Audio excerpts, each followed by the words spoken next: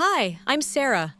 I opened my door to find my sister bruised, shivering, a child in her arms collapsing against me.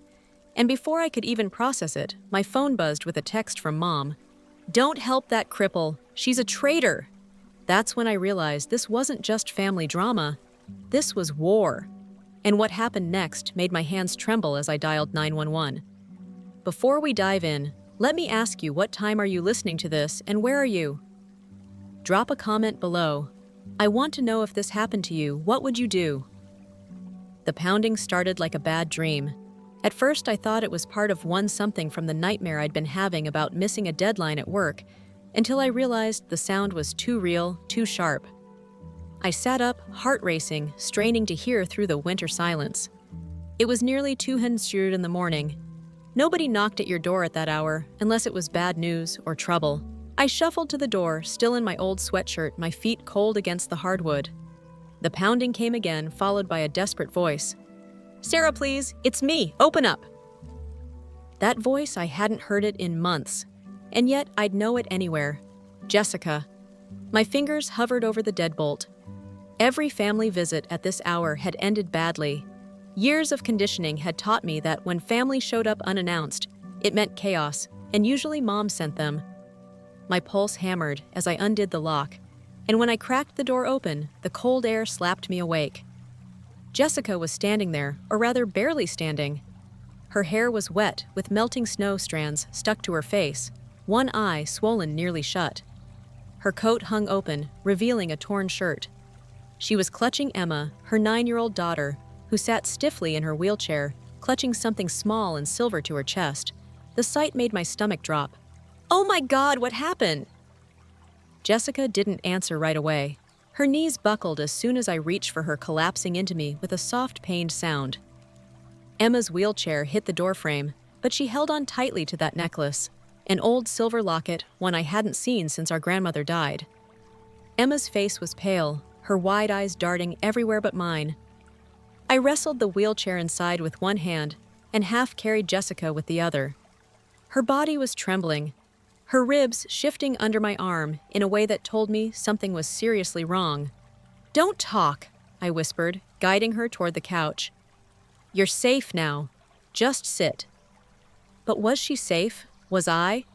The questions bounced around my skull as I fumbled for blankets, water. Anything to make them less like they'd been dragged in from hell. That's when my phone buzzed on the kitchen counter. I thought about ignoring it. No good ever came from answering at times like this, but something told me I had to look. It was from Mom. "Don't help that cripple. She's a traitor." My hand went numb. I read it again, hoping I was misreading in my sleep-deprived haze. But no, every word was there, ice cold and deliberate. For a second, I couldn't breathe. My mother, the woman who taught me to say grace before dinner, who drilled into us that family always comes first, had reduced my sister and her child to nothing more than burdens. Traitors. Jessica's soft moan pulled me out of my stupor. She was curled on my couch now, holding her side, trying to make herself smaller. Emma wheeled closer to her, still silent. Her fingers wrapped around that necklace, like it was the last safe thing in the world. Years of Mom's tough love came rushing back. How she'd call me weak whenever I showed emotion. How she told Jessica she should be grateful for scraps of kindness. But this wasn't tough love. This was cruelty, raw and unfiltered. I stared at the text, my chest tightening, knowing full well what defying Mom meant. She had a way of making you pay. But looking at Jessica, bruised and broken, and Emma, whose little body had already been through more than it should, in 9 years there wasn't a choice. "I'll get you some first aid," I said, my voice steadier than I felt. I found an old medical kit under my bathroom sink, brought it back, and did what I could for the worst cuts. "You need a doctor. Emma, sweetie, are you okay?" She didn't answer, just tightened her grip on that locket. My hands were shaking when I finally picked up my phone. Not to text Mom back. No, she didn't deserve a response. I dialed 911. "Chicago Emergency Services. What's your emergency? My sister showed up at my apartment. She's been hurt badly, and I think this is domestic violence." My voice cracked. I gave them the address, answering their calm, methodical questions, while my mind screamed that this was going to blow up everything. But that didn't matter anymore. When I hung up, the room was silent, except for Jessica's unsteady breathing. She opened her good eye, looked at me, and whispered, "You don't know the whole story. It's worse than you think." Her words made my stomach twist, but I couldn't prepare for what she told me next. "It started months ago."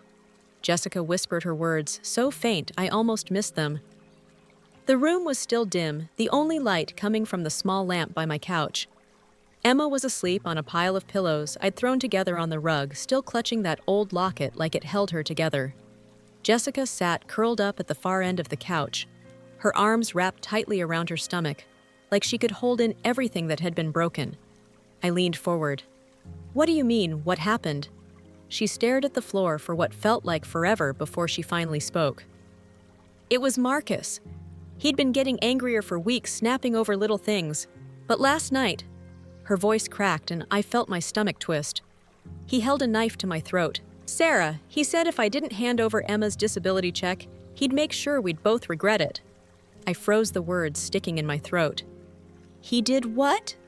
She nodded, eyes glassy. "It was over that check. He said we were leeches just bleeding him dry. Then he..." She stopped, pressing a hand to her rib, like remembering it made it throb worse. "He kicked me twice, and when Emma tried to grab his arm, he shoved her wheelchair so hard she nearly tipped over. He didn't even care." My hands tightened around the blanket on my lap. "And Mom, did she..." Jessica laughed, a hollow, bitter sound. "She was right there, Sarah, watching.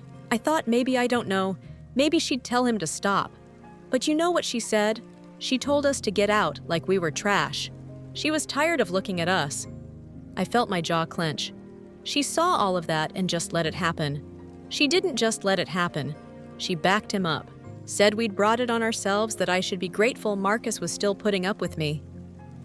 Jessica's voice shook as she continued. "That's when I knew I couldn't stay. I couldn't let Emma grow up thinking this is what love looks like."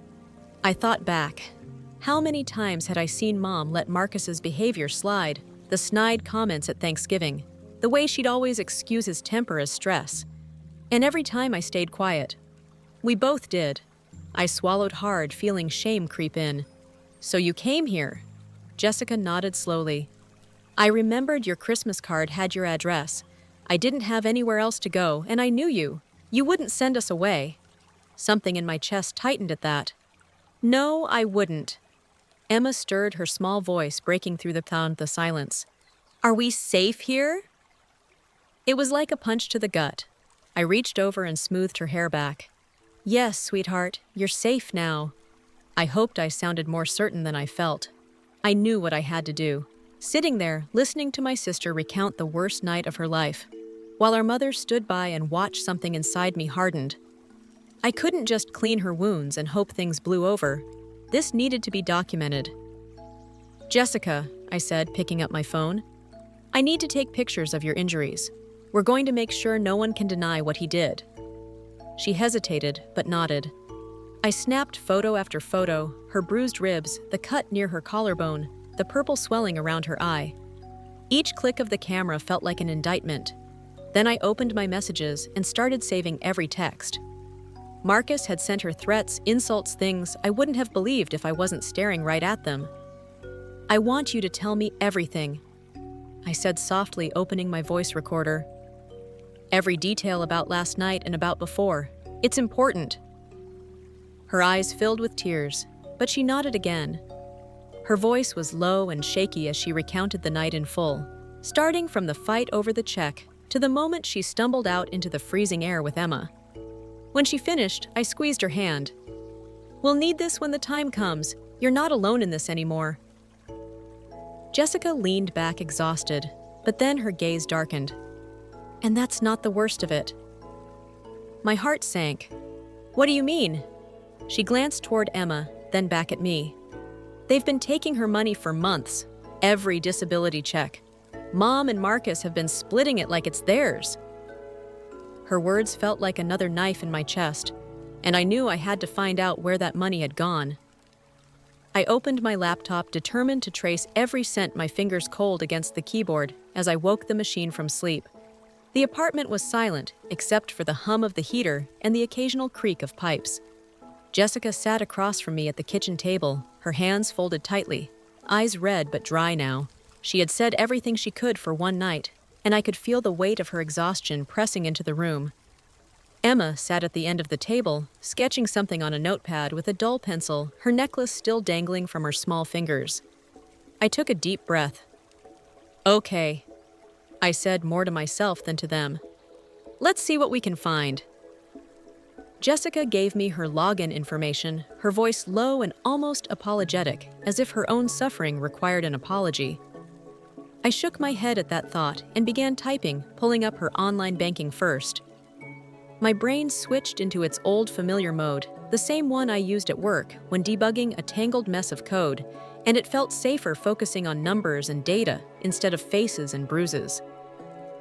"Do you remember when the first check disappeared?" I asked. She furrowed her brow. "About 8 months ago. That's when Marcus started taking over the mail.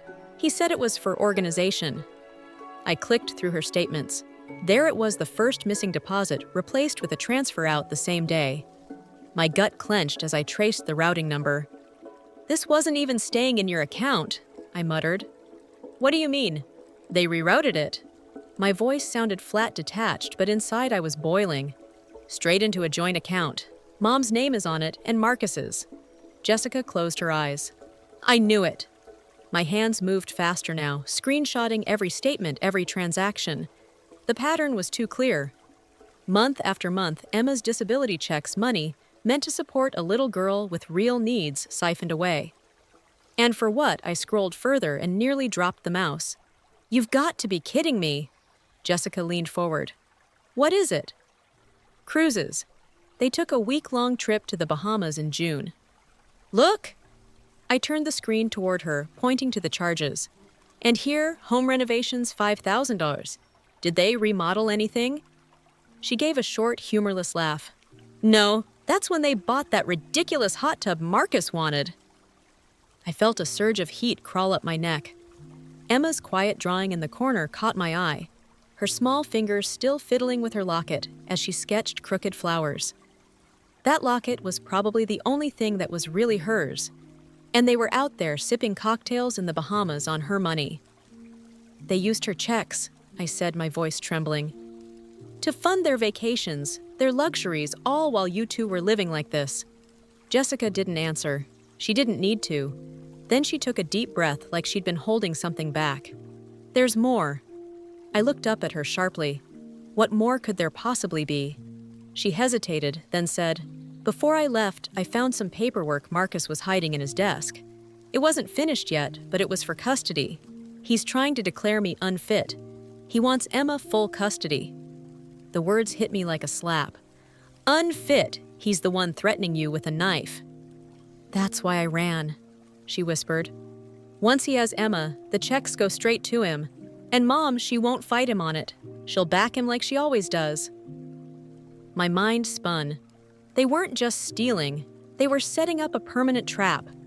Strip Jessica of her rights, take Emma, and secure the money for themselves. I leaned back in my chair, staring at the laptop screen, seeing nothing but white noise for a moment. Years of helping out, sending money for emergencies all flashed through my mind. I'd been their safety net, their banker. And Emma, she was nothing more than a meal ticket to them. "You were their bank, Jessica," I said, my voice low. "And Emma. Emma was their meal ticket." She didn't argue. She didn't even flinch. She just nodded, like she'd known it all along, but needed me to say it out loud. That was when the numbness broke. I started saving everything, screenshots of statements, copies of transactions, anything that could become evidence. I created a timeline documenting dates, amounts, and the trips they'd taken. I organized it all into folders. "They won't take another cent," I said, finally. My voice steady now. "Or Emma." For the first time, Jessica looked at me with something like hope. Just as I closed my laptop, my phone buzzed on the table. A new voicemail. I glanced at the screen. Mom. I stared at it for a moment, my fingers hovering. "It's from her." Jessica's face went pale. I pressed play, and my mother's voice was colder than I'd ever heard, and far more dangerous. "If you embarrass me again, I'll make you both disappear." My mother's voice slithered out of the voicemail like smoke, cold and deliberate. I gripped the phone tighter, my knuckles turning white as I replayed her words in my head. Each sentence landed like a slap, calculated and sharp. "You think you can humiliate me? I can make one phone call and social services will take that child. Do you hear me? One phone call. I know people. Don't test me." I stood frozen at the kitchen table. The phone still pressed to my ear even after the voicemail ended. My own breathing sounded too loud, out of place in the stillness of the room. Jessica was perched on the edge of her chair, her body rigid, her face blank in that way people get when her trying not to fall apart. Emma kept sketching at the table, humming faintly to herself, too young to understand the full weight of the threat, but not too young to feel the tension that filled the air like static. "She means it," Jessica finally whispered, her voice breaking. "She's done this before. She's made that call." I turned to her. "What are you talking about?" Jessica blinked, and the tears came all at once, spilling over as she buried her face in her hands. "Years ago," she choked out, "when I tried to leave Marcus the first time. She told me if I kept running my mouth, she'd have Emma placed somewhere else. She said I didn't know how to take care of my own daughter, and that I'd lose everything if I didn't start behaving." I felt my chest tighten, anger rising up so fast I thought I'd choke on it. It wasn't enough for my mother to take sides. She had to wield power like a weapon, turning her connections into threats. Suddenly, every condescending remark, every "I know what's best" she'd ever thrown at me snapped into focus. She wasn't protecting her family. She was protecting her image, even if it meant destroying us to do it. I sat down, the phone still in my hand, my thoughts racing.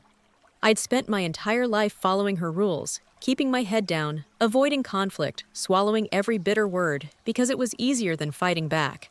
But this was different. This was her using her influence to terrorize her own daughters and a child. Jessica's sobs filled the room, the sound guttural and raw. I wanted to comfort her, but I also needed to think, to do something before the spiral went any further. "She can't get away with this," I said, my voice steadier than I felt. Jessica looked up, her face red and streaked with tears. "What are you going to do? We can't fight her. She has people. She knows how to make things disappear." I opened my phone's recorder, hit play on the voicemail, and recorded the entire thing. Then I emailed it to myself, saved it to cloud storage, and backed it up on my laptop. "She wants a war," I said quietly. "Fine, we'll fight on paper, on record, where she can't twist the story." Jessica stared at me, like she couldn't believe what she was hearing. I couldn't entirely believe it either, but something inside me had snapped. I wasn't just reacting anymore, I was preparing. Out of the corner of my eye, I saw Emma watching me. She pulled at the clasp of her necklace, then slid it off her neck and held it out to me. "Keep it safe," she said softly, "just in case if I have to go away." The room fell silent. I took the necklace from her tiny hand and felt the weight of it. Not just the metal, but the fear of what those words meant. It wasn't just a trinket anymore. It was her way of saying she was scared of being taken. I wanted to tell her that wouldn't happen, that she was safe here, but the words felt too fragile in the face of reality. I set the necklace on the table beside my phone and drew in a deep breath. "No one is taking you anywhere," I said firmly. More for myself than for Emma. The moment stretched until it broke with a knock at the door. A firm, deliberate knock that sent a jolt through me. I rose slowly, crossing to the door, my heart hammering in my chest. Peering through the peephole, I froze. Marcus! He was standing there, dressed neatly, a bouquet of flowers in his hands, and a smile plastered on his face like none of this had happened. But his eyes told me he wasn't here for peace. He raised the bouquet like it was some kind of offering, the cheap plastic wrapping crinkling in his hand, but the look in his eyes told me everything. This wasn't an apology. This was theater. "Sarah," he said, drawing my name out like we were old friends, like he hadn't thrown my sister and niece out into the snow a few nights ago. "I just want to take my girls home. Let's not make this ugly." His tone was syrupy, the kind of sweetness that sticks in your throat until you gag. I kept the door wedged with my foot open only enough to see him and nothing more. The cold morning air bit at my face, but I didn't move. "They're not going anywhere with you." My voice came out calmer than I expected. Behind me, I could sense Jessica on the couch clutching one of the throw pillows, like it could shield her. Emma stayed at the kitchen table, her little hands still moving her pencil over paper, but I knew she was listening. Children always know when something's wrong. Marcus gave a low laugh, shaking his head like I was being dramatic. "Sarah, you don't have kids. You wouldn't understand. She's not in a good place right now. She needs help. And Emma," he gestured toward the apartment like it was his right to point into my home. "Emma needs stability. We can give her that. My mother can give her that." I followed his gaze past him to the car parked by the curb. Catherine sat there in the passenger seat, sunglasses on, despite the cloudy morning. She didn't even pretend to look away when I caught her staring. Of course she'd send him to do her dirty work. "You're unbelievable," I said, my voice still level. "You threw them out, and now you want me to believe you're here for their well-being." His expression shifted barely, but enough. He licked his lips and leaned closer. "Let's be real. Jessica's unstable. You know it. I've been picking up the pieces for years. She's lucky I haven't called the police already." "Police?" I echoed. "That's right." His fake concern hardened into something sharper. "She took Emma without permission. I'm still on that lease, Sarah. You know what that means? I can walk into that apartment anytime I want. Or I can call the cops and say, 'You're harboring a runaway child.' How's that going to look for you with your fancy tech job?" For a moment, I couldn't breathe. The audacity of him standing here threatening me while holding a bouquet like this was some hallmark moment made my skin crawl. I noticed his hand twitch slightly as he shifted the flowers to his other arm. That was Marcus always performing. Gentleman on the outside, monster behind closed doors. I didn't back away. Instead, I pulled my phone from my pocket, pressed record, and held it up between us. "Say that again," I told him. "Say it clearly for the camera. How you threw Jessica and Emma out in the cold. How you've been taking Emma's disability checks. Say it nice and clear." His jaw tightened, and for the first time since I opened the door, the mask cracked. His voice dropped quiet but venomous. "You always thought you were better than us." I tilted my head, not flinching. "No, I just refused to be like you." For a second, I thought he might lunge, but instead he stepped back. The smirk plastered back onto his face as quickly as it had fallen. "You think this is over?" he chuckled. But it sounded hollow. "It's not over, Sarah. Not by a long shot." He turned, walking back to the car, with a swagger that didn't match the way his shoulders stiffened. Catherine didn't move as he slid in beside her, though I could swear her knuckles tightened around her purse. I watched them drive away, my pulse pounding in my ears, knowing this wasn't the last time I'd see them. When I finally closed the door, I leaned against it, feeling the weight of my own heartbeat in my chest. "They're going to try to take her from me," Jessica said from the couch, her voice barely audible. "I know it." I didn't turn to look at her because I didn't want her to see my face. She was right, and I couldn't tell her how terrified that made me too. I stared at the envelope like it might burn me if I touched it. Thick, official, stamped in red. Urgent. My fingers trembled as I tore it open, pulling out a stack of papers that felt heavier than they should have. A court summons, an emergency custody hearing. For a moment, my brain couldn't process the words. They blurred together. Neglect, emotional instability, unsafe environment. It wasn't just about Jessica anymore. My name was in there too. They accused me of harboring Emma, of keeping her from her legal guardian. Jessica sat across from me, knees pulled up to her chest, like a child, her face as pale as the paper in my hands. "They're going to take her," she whispered. Her voice cracked on every word.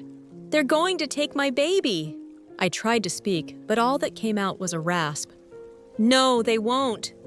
She ripped the papers from my hands and skimmed them. When she reached the last page, she let out a sound I'll never forget. Not a sob, not a scream, but something in between. "They called me unfit. Sarah! Unfit! Like I'm some monster who doesn't love my own daughter." Her hands shook so hard she dropped the papers onto the coffee table. Emma didn't look up from where she sat on the floor, drawing with quiet focus. She was sketching a house with a big window and a tree in the yard. I wondered if that's what safety looked like to her, someplace she'd never had. Jessica buried her face in her hands. They always win. They did this before with Tyler. You remember Tyler, don't you? Her voice went soft, almost apologetic, like she wasn't sure she had the right to bring him up. I hadn't heard that name in years. Tyler, her first child. She lost custody of him when she was barely 20. And Marcus and Mom had framed it as Jessica's bad choices. I used to believe them. They're not going to win this time, I said, more to convince myself than her. She shook her head. You don't know them like I do. They'll find a way. They'll make me look like a mess, and they'll make you look like some accomplice. They know people in the system. Mom's been talking about it for years. Connections, she calls them. Her words scraped at my insides, but I forced myself to stay steady. I couldn't afford to panic. No more reacting the way they want, I said slowly. No more screaming matches. We fight smart. We fight on paper. That's where they can't twist the truth. I didn't sleep that night. Instead, I sat at the kitchen table with my laptop gathering everything we had. Screenshots of Catherine's text, the voicemail, where she threatened to make us disappear. Photos of Jessica's bruises, bank statements showing where Emma's disability checks had gone. Every file went into a secure drive and onto an external hard drive I kept in my work bag. The next morning, I called every women's advocacy group in Chicago I could find. After hours of being put on hold and leaving messages, one of them finally called back. They connected us with Rachel, a family lawyer, who handled abuse and custody cases pro bono. We met her 2 days later in a tiny office that smelled faintly of coffee and lemon cleaner.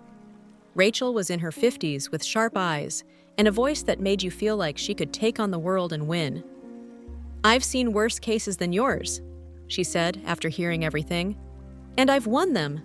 Jessica looked at her like she was a lifeline thrown into deep water. Do you really think we have a chance? Rachel nodded. We do, but you need to follow my lead. No outbursts in court, no emotional spirals.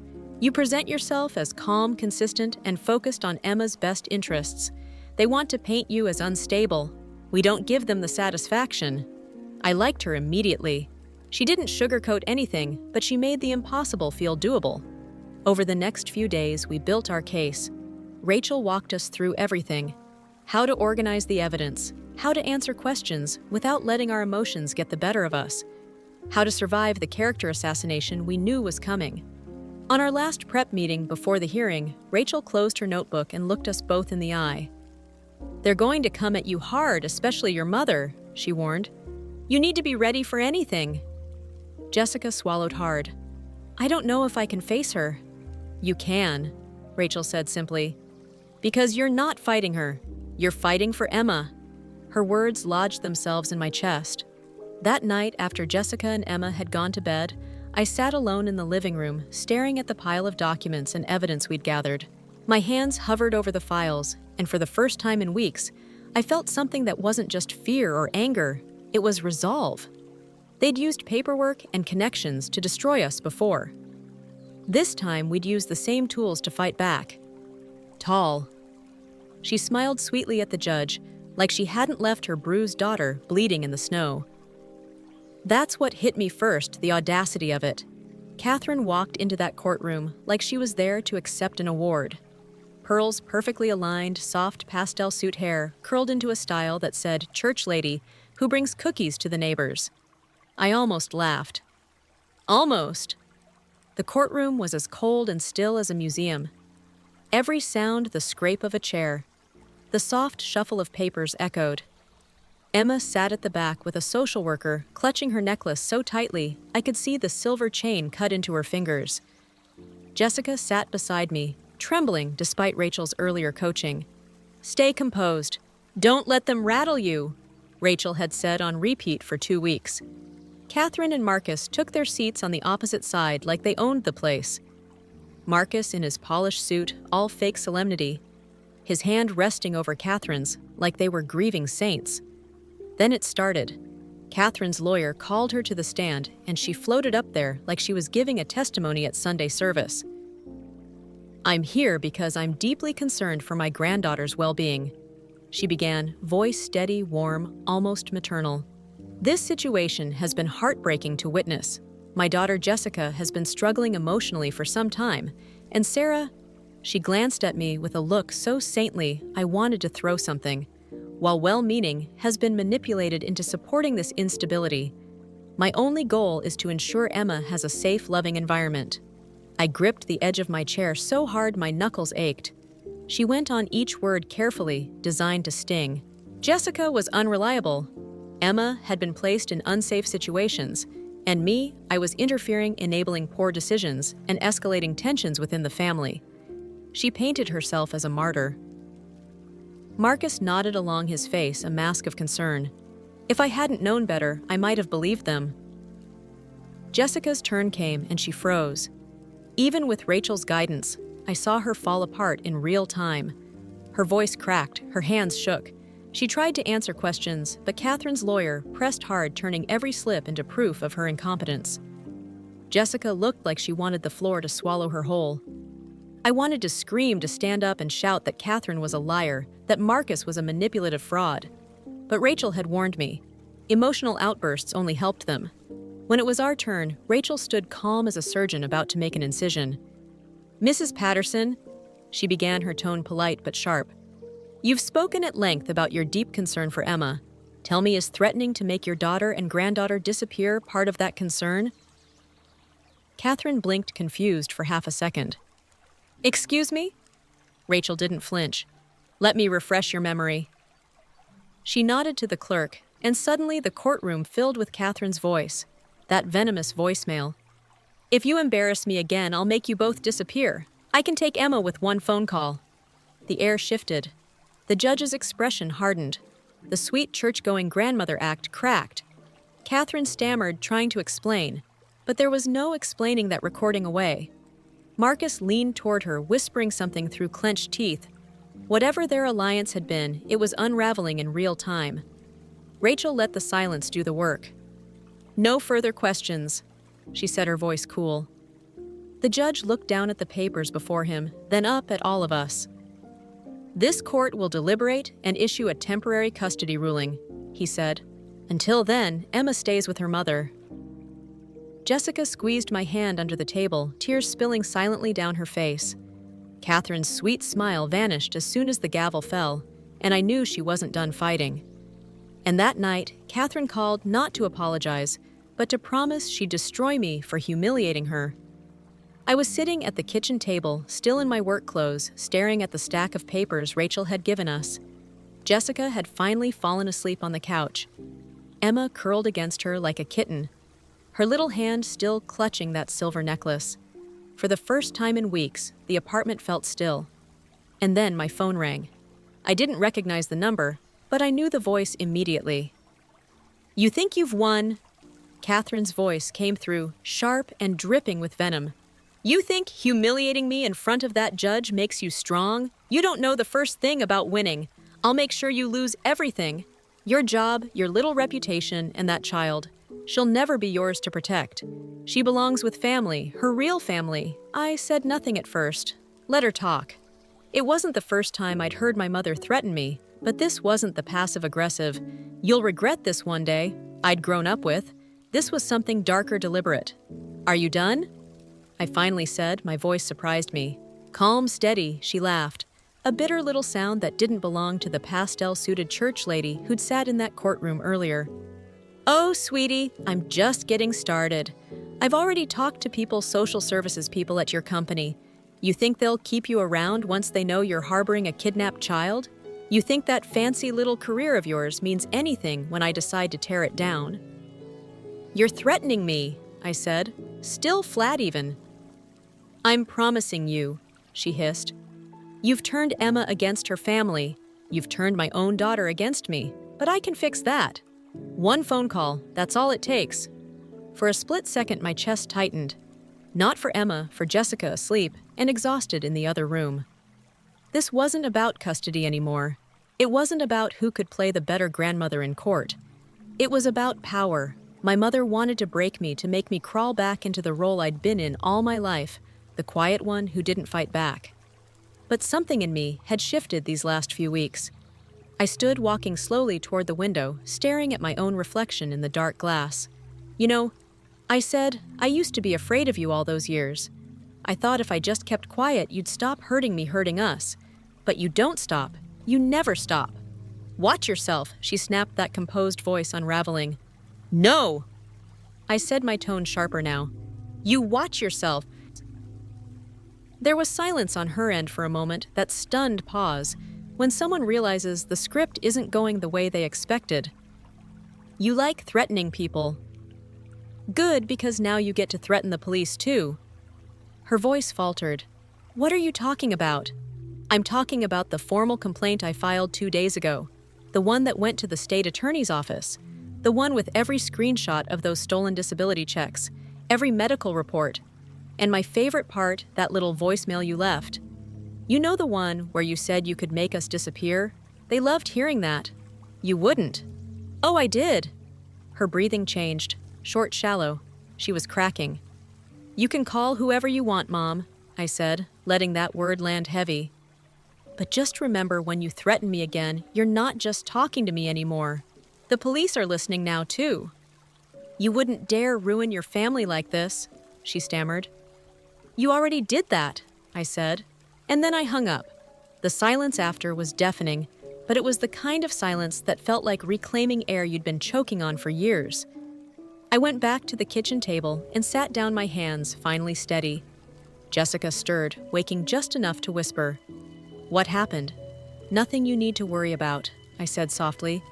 Get some rest. We're safe tonight. My phone buzzed again, but this time it was Rachel. I just got off the phone with the investigator. She said they've opened a criminal investigation into your mother and Marcus. Theft, fraud, child endangerment. This is bigger than custody now. I closed my eyes, letting the weight of her words settle in. Bigger than custody. Bigger than them.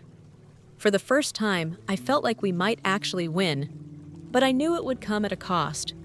3 months later, we sat in the same courtroom. But this time, it wasn't just about custody. It was about justice. Walking back into that room felt like stepping into a memory, but everything had shifted. The polished wood still gleamed. The air still smelled faintly of disinfectant and coffee, but I wasn't the same woman who had sat there trembling months ago. I felt the weight of what was ahead, yes, but I also felt grounded. Jessica sat beside me, her hair brushed neatly back her face, no longer hollow from weeks of fear. Even Emma seemed lighter, sitting quietly with the social worker, drawing small looping shapes in her notebook. And then they came in. Catherine entered first. Gone were the pearls and pastel suits. Her hair looked unkempt, and the powder on her face couldn't hide the deep lines carved by stress.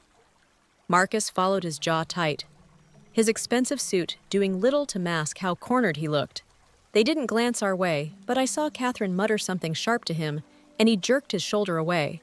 Whatever alliance they had was unraveling. Rachel leaned toward us, her voice a calm whisper. Today we finish this. When the judge entered the room, hushed.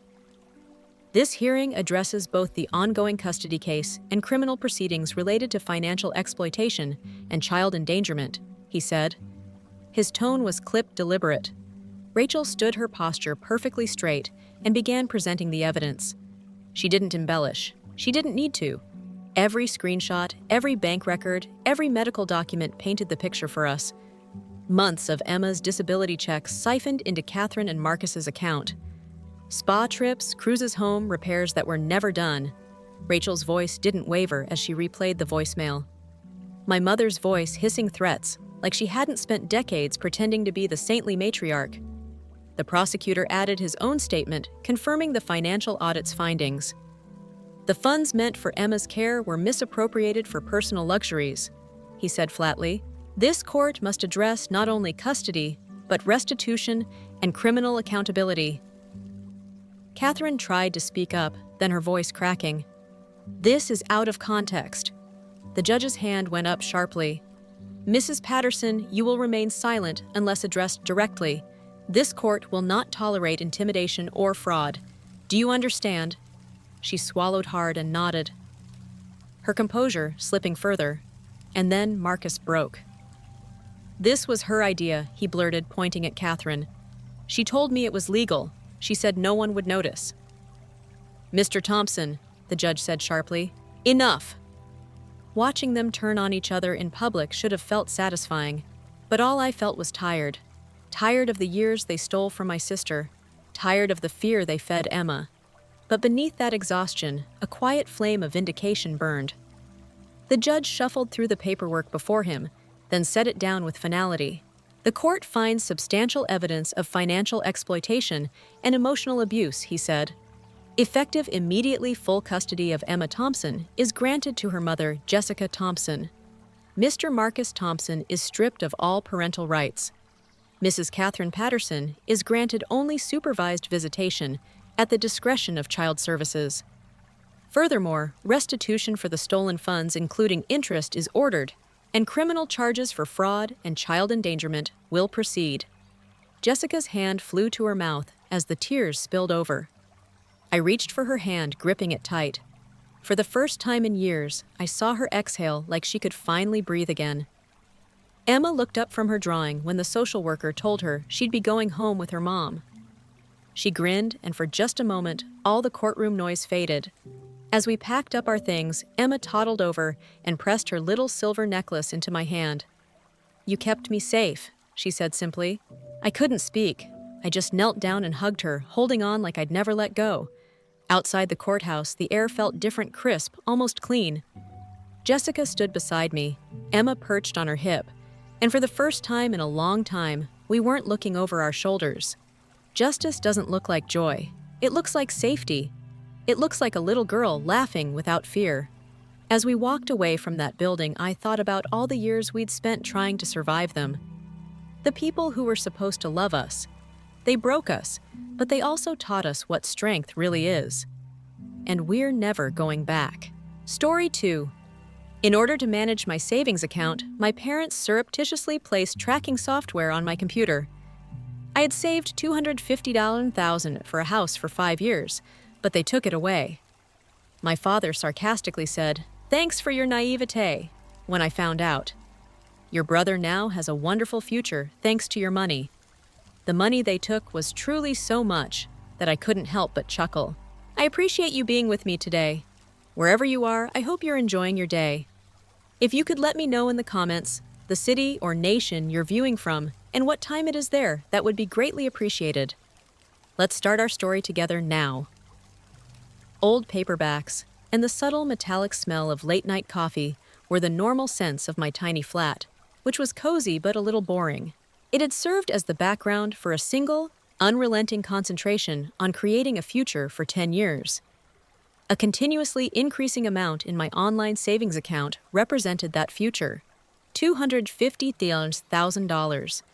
I had cobbled together $250,000, penny by penny, one tough decision at a time. I've had lunch with every brown bag. My coworkers left while Alan ate at my desk. Each pair of fading sneakers was worn. Every attractive holiday was postponed for another season. Every more freelancing job crammed into already full weekends. That was the sum of it all. Money wasn't the only thing involved. It was the outward expression of my independent self-control and quiet drive. It was the down payment for a modest area of grass and a plain, solid home. Late at night, I dreamed of a spot where I could finally establish roots that were genuinely mine, while I browsed through internet listings. Simply put, it was my independence. With all due respect, my folks were always full of uninvited financial advice. It was hardly the tactful advice of an experienced investor. It was a persistent, vigilant criticism that was hardly disguised as worry. "Michael, are you certain that your savings account is the best option for your finances on our required Sunday night calls?" my mother would inquire. Her voice was filled with that certain type of parental nervousness that usually sounded more like condemnation. "You know, real estate prices are always rising along with inflation. Perhaps you ought to think about using part of that money, maybe assisting David in starting his business." David, my younger brother. The son looked to be the center of the family's universe. His needs came first, his potential was limitless, and every move he made was a reason for celebration and most of the time, money. Every family member and acquaintance was informed that paying for college needed a large parental sacrifice. David had a fantastic, ill-defined company concept that promised to disrupt something more than just his unavoidable game-changing success. My own modest accomplishments include getting a steady engineering career, accumulating money gradually, and graduating from college debt-free thanks to scholarships and part-time work. These received a nod, a dismissive, "That's nice, Michael," before the topic of David's most recent grant application or networking opportunity often came up again. My involvement was obvious, the calm, reliable one. The support system is supposed to help without expecting credit, or if possible help in return. Unaware that they viewed me as nothing more than raw disposable material, I was the solid, unseen foundation upon which they constructed. There was a huge reverberating cavern in my blind area. I honestly thought that their subtly manipulative behavior, their persistent advice, and their blatant partiality for David were only uncomfortable displays of affection and inept attempts to mentor their reserved son. I confused their deep-rooted need for control with sincere concern. They count on my steadfast support for a positive family unity paradigm. I grew up in their home on Maple Lane, which was a temple to manufactured perfection. The yard was always well kept. The throw pillows were perfectly lush. The mantelpiece's carefully placed family portraits highlight significant occasions. I could sense the performance seething under the surface, even as a toddler. In an almost violent attempt to cover up any less-than-ideal aroma, the air inside was always slightly scented with Mother's trademark cloying flowery air freshener. Any talk that strayed into awkward terrain might be cut off by my father's deep, resonant growl, returning everyone to safe, unimportant subjects, or of course David's most recent success. The savings account itself was a holdover from a bygone era, or maybe it was evidence of my immaturity. Long after I had moved out, it was still connected to my parents' address on paper statements that I had opened in high school. I never got around to updating it. It was simply one of those administrative issues. More importantly, years ago, I had provided them with the login credentials for the internet. Now I could hardly recall why. Perhaps they had merely insisted on helping me set up internet connection, and I had complied blindly believing them. Or perhaps they wanted to send a tiny amount for a trifling or shared charge. It was an isolated incident, a brief moment of parental support or convenience that I never imagined might be turned into a weapon. It felt normal, the family said. Did they not? Did my family not share the first sign? It was so faint that it resembled a ghost. My work laptop, a powerful, relatively new computer that I used every day, started to act slow. It froze, files took excruciatingly long seconds to access web pages, and spun endlessly before opening. It was like pulling a large object through muck. I tried all I knew how to do, including running antivirus scans, deleting outdated apps, and optimizing storage, but to no avail. The problems with performance continued. A bothersome, ongoing hindrance to my output. I was unable to touch it, and it felt like a little persistent itch. I wrote off a small annoyance as a hardware malfunction. The questions followed, more intrusive, sharper, and presented with the same cheesy veneer of worry. Michael, do you still intend to buy the property next year? You know prices are really outrageous right now. Do you have complete confidence that your savings are keeping up? Perhaps you ought to rethink your approach. The kind yet inquisitive tone of my mother's voice on the phone pricked my skin like small needles. During such calls, I would get a hazy, uneasy sensation in my stomach, as if I were being closely watched, and my intentions were somehow vulnerable to criticism and public scrutiny. I attempt to dismiss it by attributing it to my personal anxiety over the significant purchase one evening and resolving the persistent computer lag. I navigated through the list of active processes in the task manager, which was primarily composed of well-known system activities or programs. A name I didn't recognize appeared. At first sight, it appeared harmless. A series of words that seemed technical. A cautious, brief search on a backup device produced terrifying findings. This specific process name or variants on it were frequently linked to software for monitoring and remote access, software that can access files, record keystrokes, take screenshots, and even turn on cameras and microphones. My blood froze. Why is that on my laptop at work? Had I clicked on an untrustworthy link? Did you accidentally download something? A nauseating idea. Dark tendrils that were both pernicious and extremely unnerving started to emerge from the corners of my mind. Not them, please. They couldn't be. The folks who brought me up. My folks.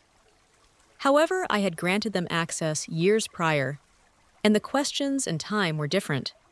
It came together to form a terrifying prospect that I wished with all my might to deny. Later that evening, I could feel my hands shaking as I made my way to my online banking login. The fear that was growing inside of me was mirrored by the cursor's seeming creep across the screen. The statistics I had been seeing rise for 10 years were loaded in the familiar arrangement. I expected to see the strong six-figure number when I looked at the primary balance. It was absent. It was a tiny sum, not enough to pay the rent for a month. I let out a choking sound. I frantically scrolled through the transaction history after clicking onto it. Gasps of breath came out of me, and there it was, unmistakable and striking. Just last Tuesday, there was a single significant outbound transfer, $250 and $1,000. It seemed like the world was tilting on its axis. My chest constricted. Physically, not figuratively, as though a crushing weight had been placed on my sternum. Every breath was a frantic, agonizing struggle, like if someone had wrapped barbed wire across my lungs. This was not feasible. It must have been an error. A hack and error. Not them, not my folks, not my relatives. 10 years of my life were symbolized by that sum of money. My future. My vision of a secure, self-sufficient area.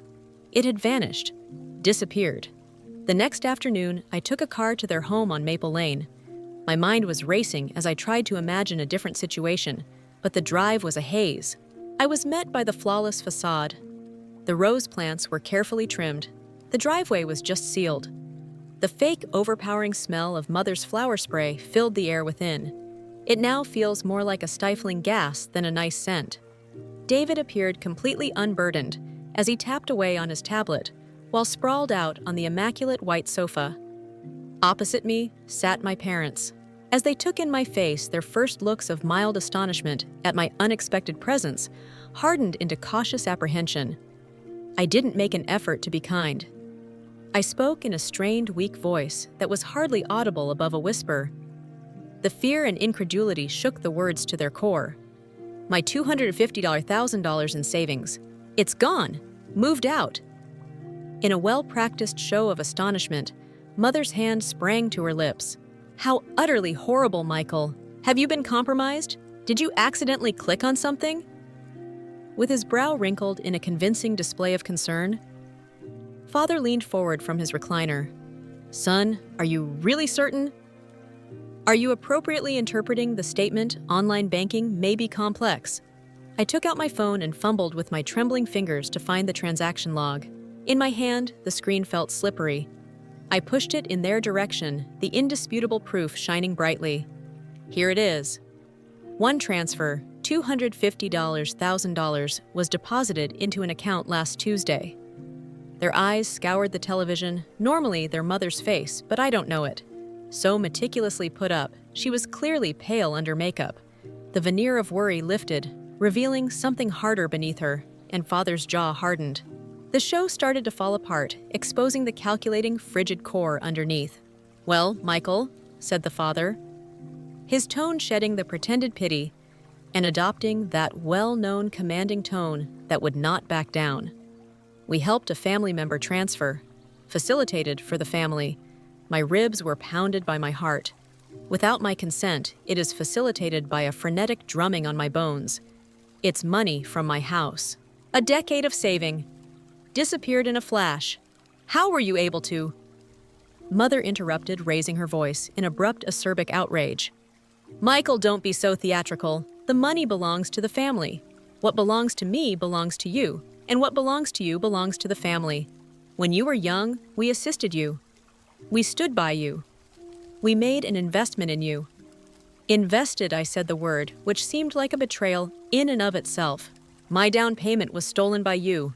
My future was stolen by you. Then Father rose to his full height, his voice resonating with a little boom that filled the room. With a hint of bewilderment on his face, David eventually raised his head from his iPad. Noticing the change in the atmosphere, the term stole is absurd. We required it.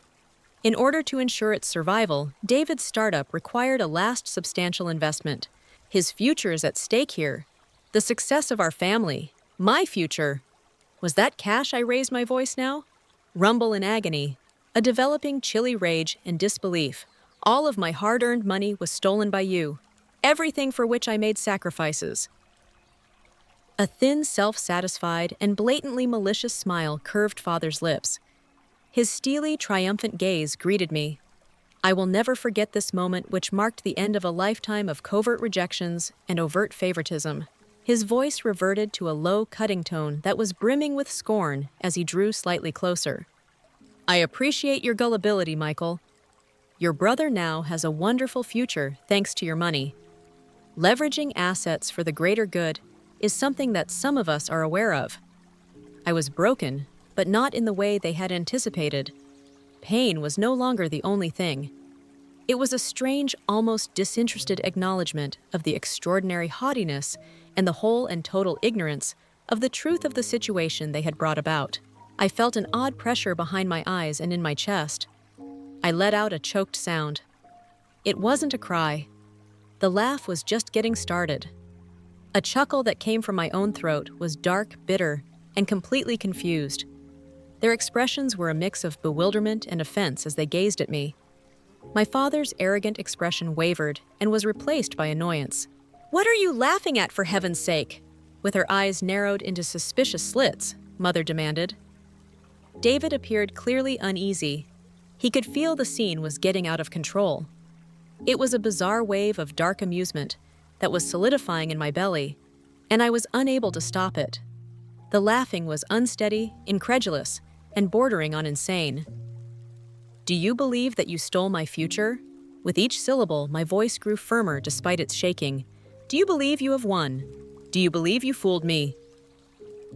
Slowly, the chuckle faded into a grim, unblinking smile that didn't belong on my face, and I shook my head. You don't know. The cash you stole, I wasn't the only one with savings. No more. You simply sealed your own doom by accepting it. The decisive turning point came at that very time. The startle, the unadulterated agony, the sensation of being completely exposed. I wasn't broken by it. It cleansed me, destroying what remains of naive optimism and unthinking loyalty. It created something hard and fresh. In the furnace of treachery, devastation was replaced by cold focus and resolve. However, this was no longer just about getting money back. It included it. Justice was at stake, and the rot underneath the flawless, polished exterior had to be revealed. They gave a presentation to the world about shielding me from the horrifying truth of their potential. That day, I left their home burning with a clear, cool fire, rather than broken. A nauseating reminder of the artificiality I was leaving behind. The overpowering flowery scent of the air freshener stuck to my clothes. I returned to my solitary, peaceful flat by car. The quiet that was intensifying the jumbled ideas in my mind couldn't last. Not when that program may still be observing and lurking. I cleaned my laptop. Scrubbing away years' worth of files, memories, and digital fingerprints was a necessary but nearly brutal act that made sure no more information could be compromised. I then went to Emma's after packing a little suitcase. In an area of the city distant from the oppressive, flawless sameness of bucolic Maple Lane, Emma lived simply and purposefully. Her apartment complex was older, eccentric, and full of personality. After opening the door and taking one glance at my shocked, pale eyes, she drew me into a wordless, furious hug. Her apartment had a distinct fragrance, vintage paperbacks. The coffee is brewing fresh, something earthy and clean that spoke of real life, not of a manufactured kind. Presentation. It had a secure scent. The narrative came out of me slowly at first, then in a torrent as the words caught in my throat. Father's nasty, mocking claim, the software discovery, the disappearing money, and the strange, nearly uncontrollable laughing that ensued. Emma patiently listened, her face changing from worry to incredulity to a silent, smoldering rage that mirrored mine. "Oh, Mike," she said in a steady, quiet voice.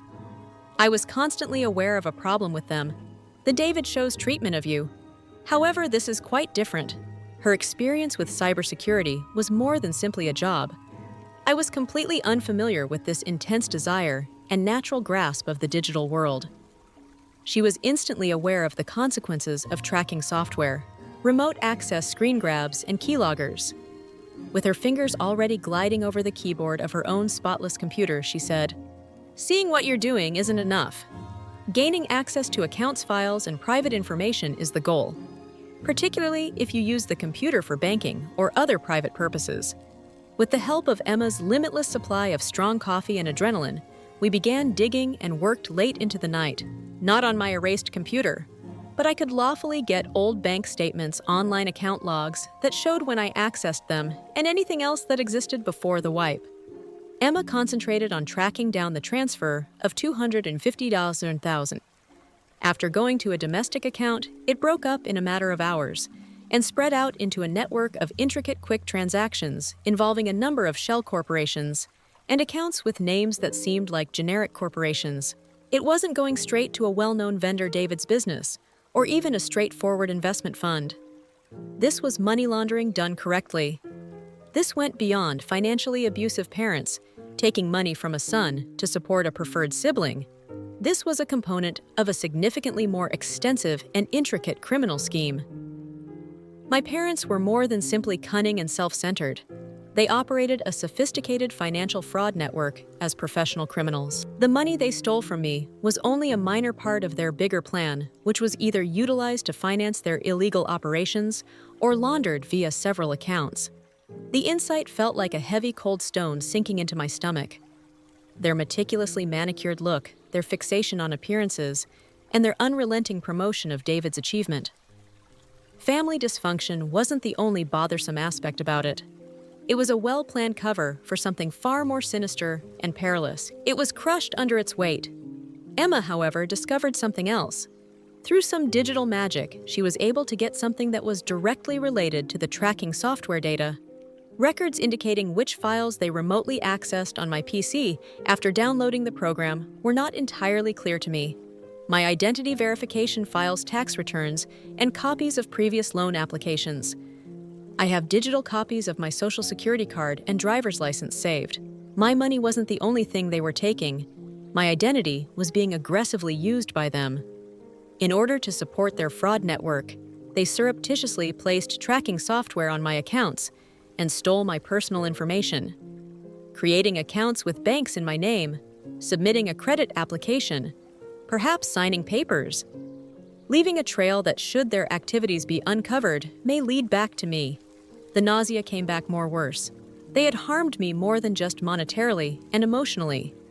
Without my knowledge or cooperation, they were deliberately attempting to set me up to be held legally responsible for their crimes. They did more than simply embezzle my money. Thick with terror, I stuttered out the words.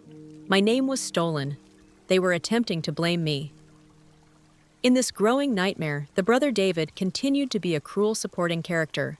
Was he involved? Emma's examination of the transaction flows only linked him to getting a sizable sum of money from our parents, not to the intricate money laundering or the shell corporations. He appeared to be either consciously ignorant, refusing to see the guy behind the curtain as long as the money continued to flow, or really unaware, enjoying the advantages of his favored status without having to ask awkward questions. As a result, he became a key privileged beneficiary of their vast crime, rather than a knowing co-conspirator in the most serious deception. Ambition and the story our parents had taught him all his life had blinded him. But when the whole truth was revealed, I knew with a cold certainty that was ingrained in my bones that he would support the parents. The integrity of their story was crucial to his reputation and his meticulously crafted facade of success, which was based on their wealth.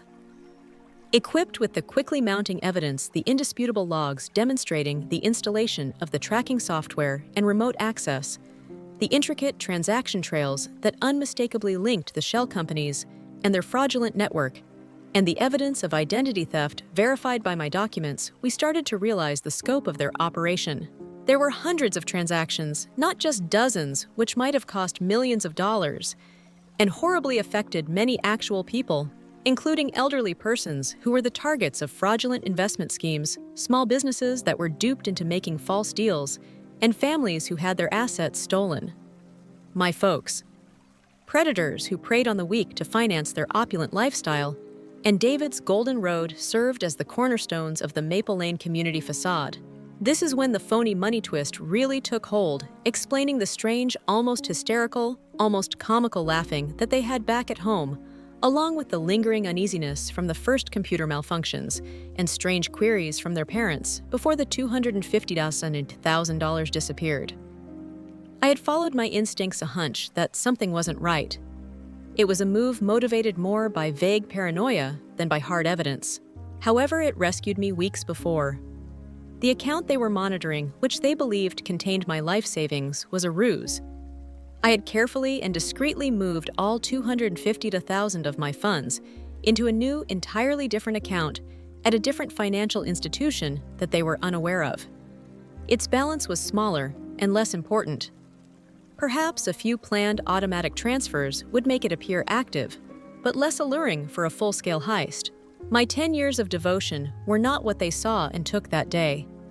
Based on the exact dates and quantities Emma was able to track down, they took money that they had just sent through my hacked account. As a quick, covert pause in the intricate international money laundering process of their own fraud network, they believed my huge savings level would help the transaction blend in, so they assumed they were utilizing my account to temporarily cover or clean up their dirty money. They spared my future by snatching it out. The dark, cosmic irony of it all made me laugh almost out loud when they stole their own hot money and left a bright, indisputable digital trail that led directly from their wider fraud network back to them. This trail was specifically connected to an account that was associated with me, the very person whose identity they were stealing at the same time. They believed they could pick my pocket with impunity because they were so cunning and untouchable. However, they had unintentionally stepped into a trap that I had constructed, supplying the exact, indisputable piece of proof that would destroy everything they had based on falsehoods. Their own trap was stolen. I reiterated to Emma the discovery, which was both deeply sinisterly fulfilling and scary in its ramifications. The choice was now not only obvious, but also necessary. I was not capable of managing this on my own, or limiting it to family matters. The deception was too widespread, there were too many possible victims, and I was legally exposed for the identity theft. Law enforcement was necessary. Justice was what we needed. Not only for myself, but for all the other people they had hurt. Together with Emma, we worked painstakingly to gather our evidence into a comprehensive chronological case file that included IP addresses, transaction logs, screenshots of the program interface that were accidentally taken, and links between fraudulent conduct and tracking software access. Shell company names, leads on possible victims connected to the scamming tendencies seen in public data. I first contacted an impartial third party who verified the reliability and authenticity of our evidence, and we had a private consultation with the lawyer. To make sure I wasn't unintentionally implicated because of the identity theft, she gave us advice on how to contact the authorities. The FBI was the right agency because of the size of the financial network, which probably crossed state boundaries. The next days were a haze of meetings retelling the agonizing tale repeatedly and giving the financial and technological proof. The agents were cautious at first, as they should be, but they moved deliberately and methodically as I described the family relationships and the origins of the hacked account, and Emma lay out the complex digital breadcrumbs. Professional indifference gave way to deadly earnestness on their faces. They noticed the network. They witnessed the washing. They saw the bold identity theft. They witnessed the extent of the treachery. They saw the possibility of many casualties. The dramatic courtroom clash you see in movies wasn't the climax. It was justice's icy, premeditated coming. The agents built their case and obtained warrants in a timely and stealthy manner. They scheduled the exposure for a Tuesday morning when both of my parents would be at the unremarkable suburban office building that they utilized as a respectable front for a portion of their business. Emma and I were waiting close, but I wasn't there when the arrests really happened. My chest felt like a real wire pulling taut. The air was thin and difficult to breathe. I saw the situation playing out: the ordinary office setting, the surprise knock on the door, the surprising appearance of federal officials wearing badges, the proper reading. The case papers and Emma's connections eventually provided me with information about their early haughtiness and how their carefully constructed facade of respectable business people abruptly crumbled in the face of government inquiry. The father's face apparently became ash white just before, yet it was probably calm and assured. The mother's well-maintained poise fell apart entirely, the sound of handcuffs snapping into place, harsh and definitive, reverberating in the abrupt, astonished hush, her voice increasing her desperate, senseless protestations, shifting responsibility wildly.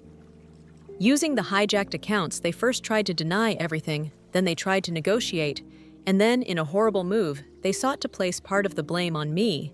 A last-ditch, manipulative attempt, motivated by their refusal to take accountability. However, there is proof, the indisputable trail, that their own hot money went straight through my account. The logs from the spying program that was set up on my PC. It was overwhelming to see the documents that were falsified using my identity. Unquestionable. There was a maelstrom in the immediate aftermath. The arrest's news. As the scope of the financial fraud network became clear, the initial police blotter item swiftly escalated.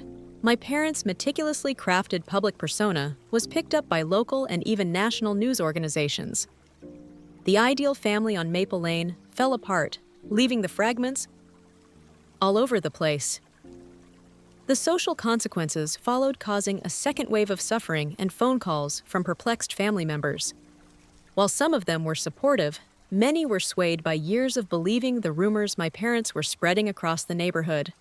And my brother David, who had personally profited from their crimes, responded to me with rage, self-serving denial, and wrath, rather than reflection guilt or empathy for the victims. With a fury, he resorted to social media to make nasty, false claims out of sheer spite, portraying a stable, respected family that had been shattered by a disturbed, resentful, and envious son.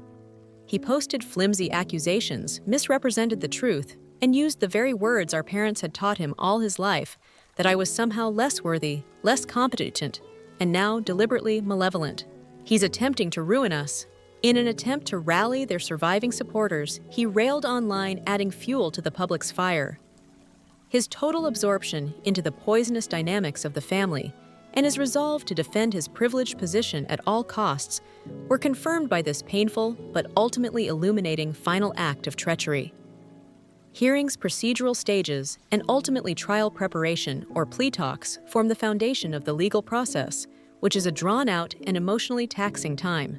My parents seemed thin and elderly after taking off their public persona and confronting the harsh realities of the legal system. They continued to try to minimize their role or defend their conduct, displaying no public contrition. However, the proof that Emma and I had meticulously gathered stood up. My actual $250,000 in savings is still in the safe account I transferred it to, unaltered. Among the assets connected to the fraud case was the hot money they had stolen and transferred through my account. Supplying documents and lucid testimony while collaborating closely with my attorney and the authorities. In order to ensure that my name was exempt from any potential culpability related to the identity theft and the fraud network, they attempted to blame me, for I was able to effectively negotiate the legal difficulties. Disentangling myself from the poisonous criminal web they had spun using my life as a thread was a long and tedious task. Regaining my reputation was a purposeful, continuous effort, rather than a sudden, spectacular declaration. Completely assisting law enforcement, coolly correcting false information when questioned, and ultimately choosing to speak the truth. Months turned into a year so I could take charge of my own story. It was the end of the judicial process. Given the scope and consequences of their vast financial crimes, my parents received lengthy prison terms. The cold legal type of justice was administered.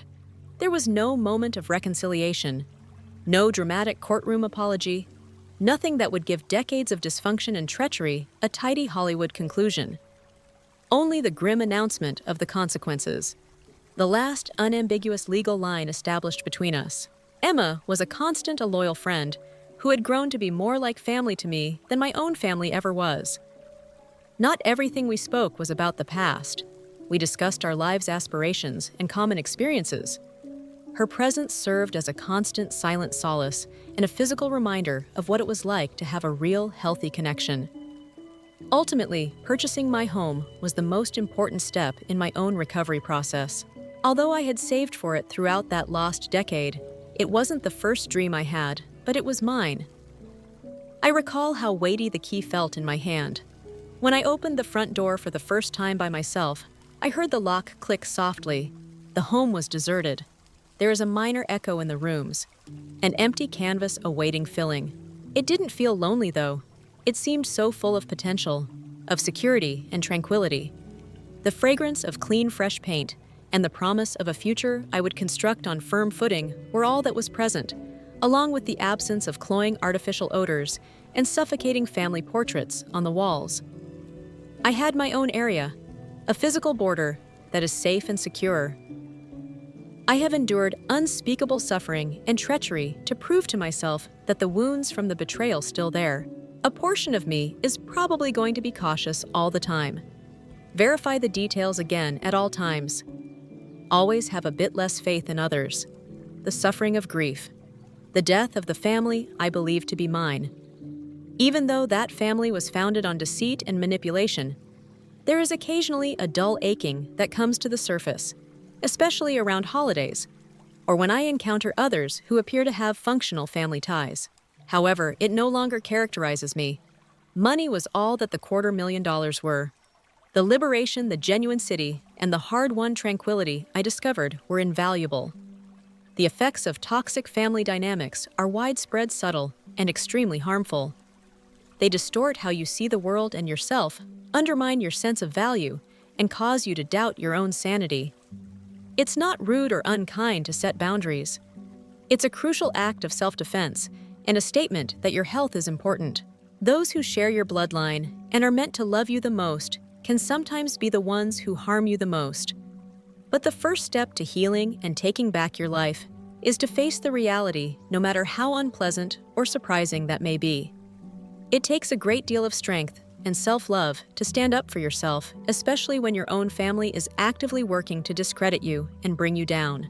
Truth, self-respect, and the bravery to leave behind what was harming me were the cornerstones of my new life, which I constructed brick by brick with years of sacrifice. Have you ever been forced to choose between keeping up a connection with toxic family members and putting your own health first? How long did it take you to establish a barrier that made all the difference?